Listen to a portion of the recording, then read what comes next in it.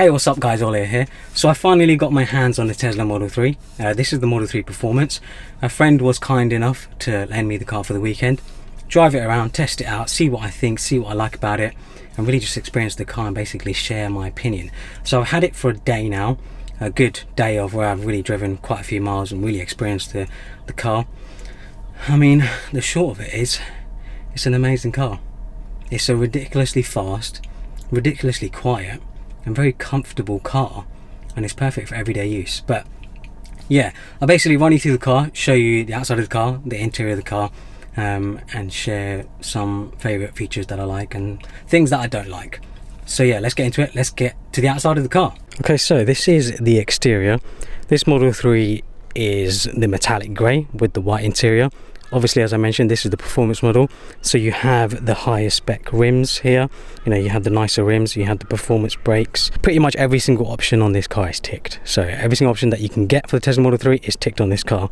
I think brand new it was around £60,000. I think the colour is actually fantastic. I think I prefer this over the black or any other colour. I think it's because it's perfect as an everyday colour for a car pretty much. On the back you have the dual motor written on the side, and obviously you can also see that strip on the bottom. That's basically saying that it's a performance model.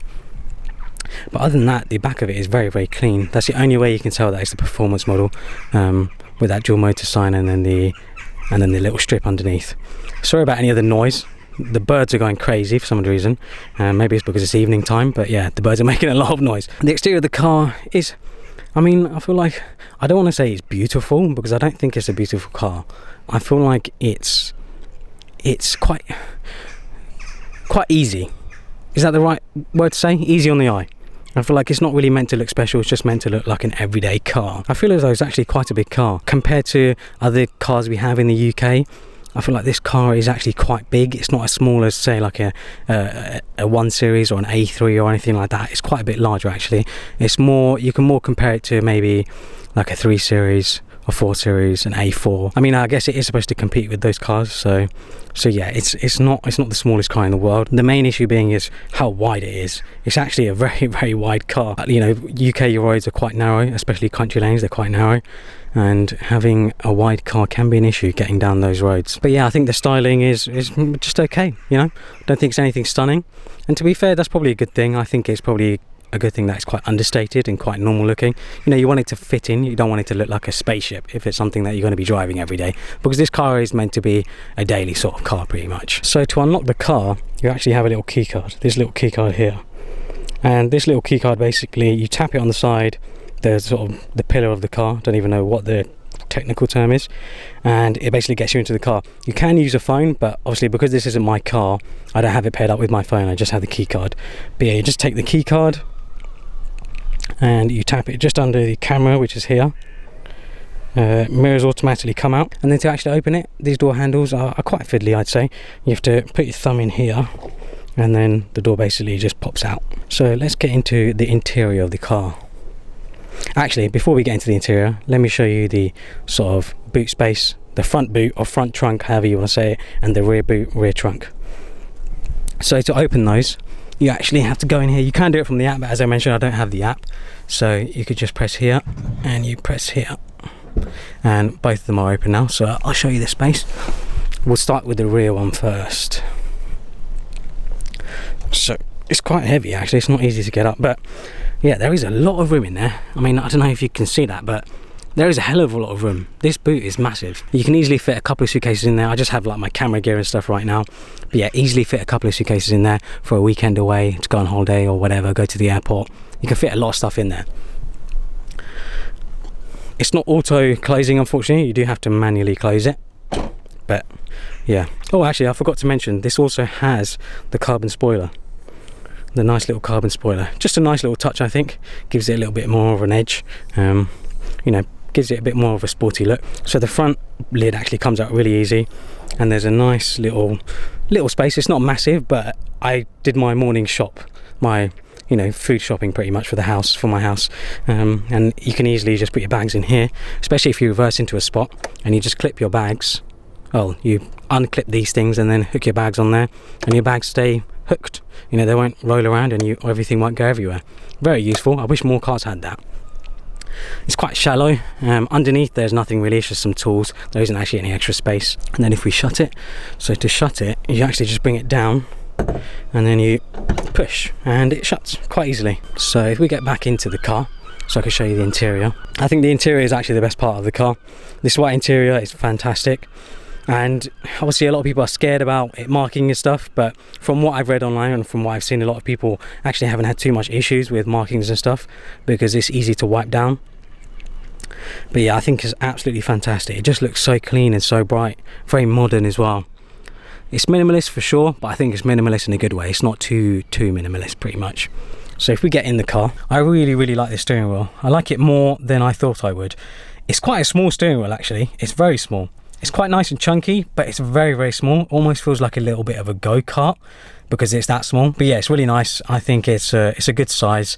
I think if whatever car you come from, you might be thrown off by how small it is, but you get used to it quite easily. And of course, you have this giant, enormous, pretty much tablet screen in the middle, which is great. You know, I think it looks fantastic. It looks amazing.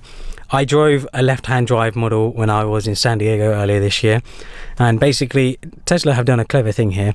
Obviously they kept everything pretty much mirrored, and this section that you see here is usually over here on the left-hand drive. You have the steering wheel over here, but they've just switched it over for the right-hand drive, and it works very well. It works surprisingly well. Yeah, I think Tesla have done a good job of basically having to cater to both markets. They've designed the software specifically to do that. You have nothing here, there's no gauges or anything. It's literally just a slit for the aircon. The aircon comes through that slit.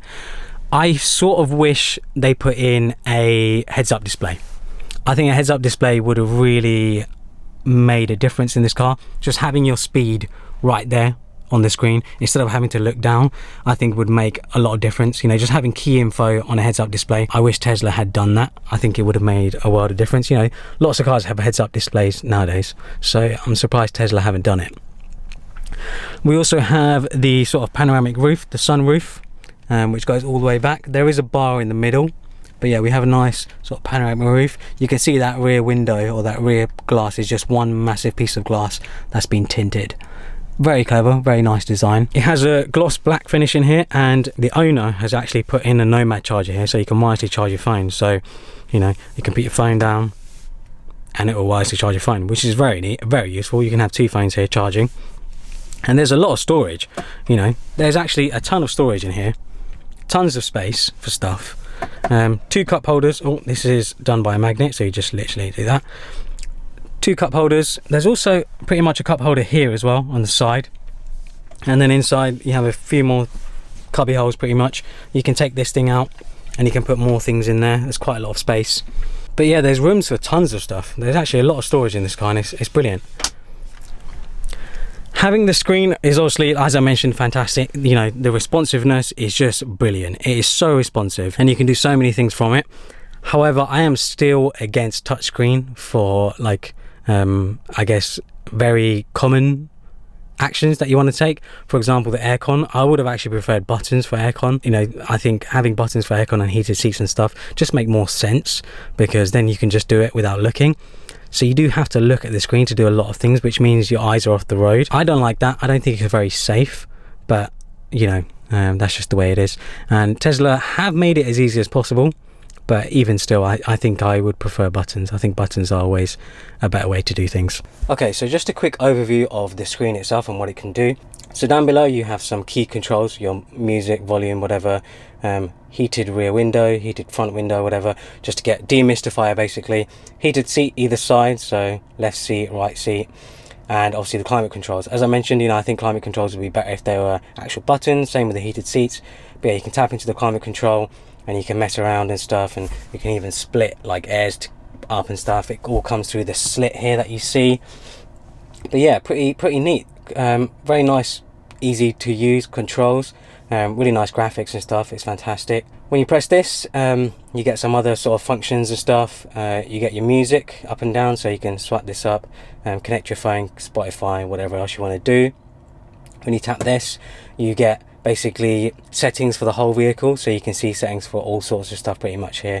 You know, you can see like quick controls, you can see lights, you can see locks and stuff, display, driving, you know, sport, steering, all this sort of stuff, autopilot, just a lot of information. You know, it's very responsive, as you can see. It's not the smoothest, but it is very, very responsive. Navigation and stuff, safety and security, service info, and then software. I won't go into software because it basically gives you the serial number of the car. But yeah, you can also open the glove box from here, so you know the glove box opens. So yeah, once you tap out of that, here obviously you have basically the car itself, the status of the car, your charge. You can open the front trunk or front boot, rear trunk, rear boot, whatever you want to call it. You also have a button for opening the charger, the charging port. You can see the rear view camera by tapping there very quickly. You can see your battery and stuff, how much battery you got left. You have dictation here, so you can, you know, dictate whatever you like. The map itself is very responsive. Also, you can see where I am right now, and you can zoom out and you can basically see where your nearest superchargers are and stuff. You can see where I am. So yeah, the map is amazing. I love this. I think it's fantastic. I love having a massive map. Makes it really easy to navigate as well. It's fantastic. But yeah, just a quick overview of the screen, show you what it's like. As I said before, I think it'd be great to have some of these functions as actual buttons, but the way it all works and how responsive it is fantastic. Up here where you see the park is usually where the speedo is once you put it into drive. So, you know, if I tap the card, there we go, get obviously all these sort of safety notification, and you put it into drive and it goes into drive. Obviously I don't have my seatbelt on because I'm not driving, but you can see your miles per hour and whatever else. And then when I put it back into park, I'll go into park and it'll basically just show me an overview of the car. But yeah, just a quick overview of the screen. Fantastic resolution, fantastic quality. Tesla have done an amazing job with the software in here. I'm sure a lot of software engineers have spent a lot of time perfecting this. When it actually comes to driving this car, there is a gear lever here. Well, I say gear lever, it's not really gears because obviously it's electric. You have here reverse, neutral and drive, and then you also have park on the end here. And to activate cruise control, you basically tap down once you're in drive, and then you tap down twice to activate autopilot, and it works really well. The adaptive cruise control I think is fantastic, but you know, that's quite a common thing. A lot of cars have that, and the autopilot is also great. The autopilot does take a little bit of time to getting used to. I remember when I first tried it, I was a bit hesitant on trusting it to steer in the lanes and stuff. I was a bit like, oh, is it actually going to do it? But the more you do it, the more you trust it, and you realize how good it is. It still requires you to put some sort of fingers or hand or whatever on the steering wheel. You know, if you move your hand away from the steering wheel, it starts beeping at you, going crazy, you know, and then it will basically just disable autopilot if you keep doing that. So the best way I've found is if you put it into autopilot, you know, going down the motorway, going down the highway, whatever, and you just have your thumb like here or somewhere and just like have the weight of it on the steering wheel, it will stay in autopilot and you won't have to do a thing. Works really, really well. The mirrors are pretty awesome. So these mirrors are like basically frameless, pretty sweet. I've noticed though that the rear visibility isn't very good. The rear visibility is actually quite poor compared to other cars that I've driven. The rear of the car is quite high up, but the front visibility that you have is absolutely brilliant. I feel like it lets in so much light. You know, I feel like it makes it safer being able to see so much on the road. I think it's fantastic. You know, the windows are huge, and yeah, I feel like it just feels like a very spacious car, especially with the white interior. I think that also makes a difference. When it comes to actually getting out the car, there is a button here that you press to get out the car, and it basically, you press it and it automatically opens the door. Comes to rear cabin space, I feel like this car has actually got a lot of space, especially because there's no hump in the middle. So, you know, when the seats are in their normal position, my seat currently isn't in its normal position. I've had it all the way back because I was obviously doing this video. But yeah, when you have the seat in its normal position, like this passenger side does, I feel like there's a lot of space. There is a lot of space. And again, it feels really spacious. I feel like it feels really open, really airy, and I feel like it just looks fantastic. Here's a better view, I guess, of the front of the car. From the middle, you can see how white that leather is, how white those seats are. I mean, I just think it looks fantastic. I love the white leather. I think when I buy one, when I do get around to buying one, I'm definitely going to go with the white leather. I feel like it just looks great. So now we're actually in the next day. I didn't have enough time to finish the video yesterday. So yeah, new day. And basically I wanted to share my driving experience with the car, tell you what I think about it and what's good and what's bad pretty much. So to start the car, obviously you need the card or you need your phone, and you tap the card in the center console. You can't see it because obviously it's not on camera, but you tap the card in the center console and then it's ready to go. Obviously seatbelt, of course, safety first. So once it's in gear, you know, it's quite easy and it's just ready to go. because there's no start-stop button, the car is pretty much always on. You don't have to worry about turning it on or anything, which does throw you off at first because you're not used to it. So once you set it in gear, you literally just get going. And the first thing you notice is how quiet it is. It's just incredible. It's quite eerie how quiet it is. Yeah, because there's no engine, you don't have to worry about any sort of noise or anything. It just gets going pretty much. The ride as well is very smooth. Better than I expected. It handles bumps no problem, even though this is the performance model, and you know, the performance model has a lower ride height. Handles bumps no issue at all. It does block out outside noise quite well actually. You do hear tyre noise and wind noise, which is to be expected because it's so quiet. You take into account more of those sorts of noises. Seats are incredibly comfy. You know, some of the comfiest seats I've sat in a car. I think it's actually perfect for long journeys. When you're going on long journeys, these seats will be fantastic. It's obviously incredibly fast, 0 to 60 in 3.2 seconds, which is just absurd. That's faster than most sort of supercars and sports cars these days. And because it's electric, the torque is just instant, absolutely instant, and it really throws you back in your seat. Every time I've had friends in the car and I've taken them out, they've been shocked at how fast it is. They always leave with a grin on their face. The speed is also great for when you're joining the motorway, when you're joining the highway, you know, off a slip road or when you're overtaking. Having that speed at 0 to 60 really makes a difference. If anything, it actually makes it safer because you're sort of getting up to speed with other cars. So yeah, having that speed, having that torque, I think does make it a little bit safer. However, there are some downsides, you know, it's not all great. When you sort of start losing power, when you start going below sort of 60-50%, there isn't as much power. To get the most out of the speed, the acceleration, you want near full battery. ICE cars obviously don't have this issue. You pretty much have the power available nearly all the time. But yeah, with electric cars, you do have to take into account of, you know, how much battery you have left and stuff to really get the most, to really get the acceleration, the speed. Compared to other cars in its range, I feel like it handles incredibly well. You know, don't expect sort of supercar or sports car performance, but you know, when it comes to basically a hatchback, a family hatchback, family saloon or whatever, it handles incredibly well, I think. Because it is a heavy car, it does understeer quite a bit. You know, when you're going into bends at quite a bit of speed, you feel like it understeers a little bit. It's not as agile as like some sports cars and stuff, but you know what, I feel like that's to be expected. It's not a sports car, it's not a supercar or anything. It's supposed to be an everyday car. For an everyday car, it handles incredibly well. Overall, I do think it's a fantastic car. You know, I don't think there are actually that many downsides when you really think about it. I think the upsides really sort of outweigh the downsides of a car like this.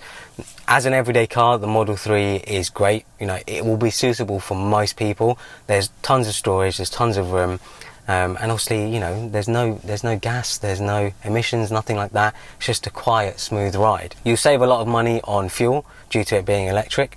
So, you know, when you take into that account and you take into account like charging it at home and stuff, you will save a lot of money, especially if you're doing quite a lot of mileage every year.